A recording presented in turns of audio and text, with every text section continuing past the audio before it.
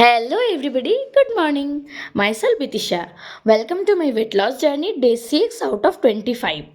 আমি যখন ঘুম থেকে উঠেছি আজকে তখনও পর্যন্ত কিন্তু সূর্যি মামার দেখা নেই। আমি তার আগে আজকে ঘুম থেকে উঠেছি, এটা ভেবে তো আমি বেজায় খুশি। তো সকাল সকাল মর্নিং ড্রিঙ্কগুলো কমপ্লিট করলাম। দ্যাট হলো শর্ট, তারপরে চিয়া সিড ওয়াটার। তার কিছুক্ষণ পরে দেখলাম আস্তে আস্তে উঁকি মারছে আমাদের সূর্যি মামা।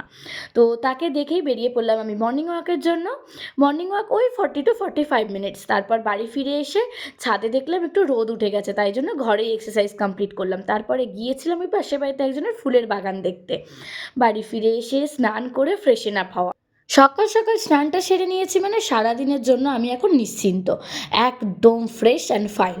তারপরে বসলাম এক কাপ ব্ল্যাক কফি হাতে নিয়ে, তারপরে নিজের ব্রেকফাস্ট তৈরি করে নিলাম।